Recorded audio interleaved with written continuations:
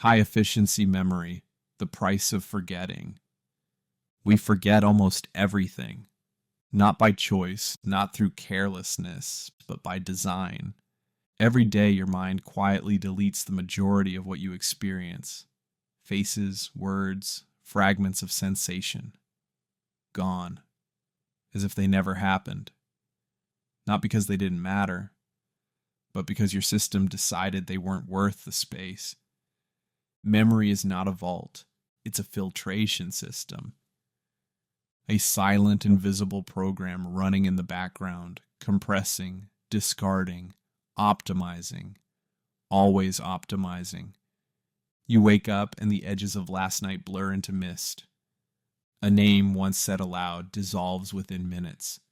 The pattern of sunlight on the wall that struck you as beautiful, already fading. And the truth is, this is how the system works. Your brain isn't here to perfectly record. It's here to prioritize survival, prediction, utility. It doesn't keep the raw footage. It edits the highlights, deletes the noise, and overwrites the rest. It's high efficiency memory, but what are we losing in the process? Think of it like a garbage collector in software. A routine that discards unnecessary data to keep the system clean. Every memory, every sensory impression is subjected to judgment. Useful, retain it. Useless, erase. But here's the twist. You're not always consulted. Sometimes the system decides on its own. A conversation you thought was meaningful, gone. A childhood moment you once cherished, replaced with a smoother, cleaner version. A painful experience, buried so deep it might as well have never happened. Memory isn't just edited, it's rewritten. And every time you recall something, you don't access a file.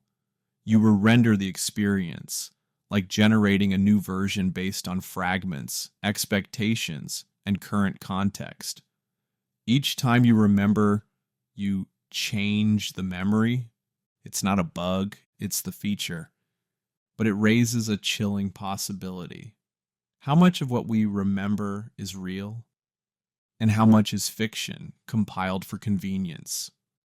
What if the mind, like any advanced system, sometimes sacrifices truth for efficiency? What if your most sacred memories, the ones that shaped your identity, have been quietly edited to fit who you are now, not who you were then? And what about the memories that vanish entirely? Not lost in the traditional sense, but deliberately discarded. Sometimes it's mundane, what you wore last Tuesday or what you ate 3 mornings ago. But other times it's something deeper, something essential, something that once mattered. The face you loved, a choice you made, a fear that defined you. Why does the system erase those? Maybe because it hurts. Maybe because it hinders. Maybe because, for the sake of mental bandwidth, it must. But there's a cost. Every time a piece of you is deleted in the name of optimization, a thread in the story of who you are goes missing. And sometimes it resurfaces, déjà vu. A dream that feels too familiar. A flash of recognition with no origin. These aren't accidents, they're echoes. Memory fragments the garbage collector missed. Ghost files, shadow data, remnants of forgotten selves. And here's where the sci-fi bleeds in. What if memory isn't just a biological process? What if it's software? What if you are a consciousness running on a platform that prunes itself daily without your full awareness? What if the architecture of forgetting is part of a larger protocol? One that maintains continuity, identity, stability, not for your benefit, but for the system's. A simulation doesn't need you to remember everything. It needs you to function. So what if some memories aren't just lost? What if they're redacted, What if trauma isn't just buried, it's archived beyond reach? What if the very concept of forgetting is engineered? A necessary purge to keep you compliant, comfortable, coherent? The more we learn about memory, the more surreal it becomes. It's not static, it's adaptive, it bends with emotion, it warps with time, it reshapes itself based on narrative, your narrative. But if the system decides the narrative for you, what parts of you have you already lost? What dreams? What mistakes? What truths? And what happens when the program begins to delete too much? Not just the mundane, not just the painful, but the vital, your motivations, your regrets, your reason for being.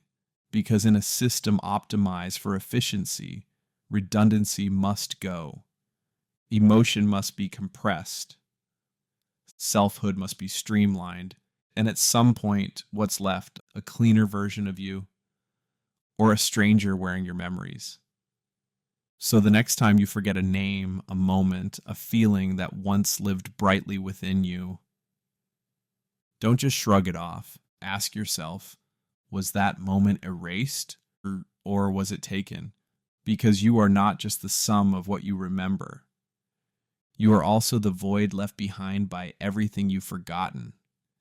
And that void is growing,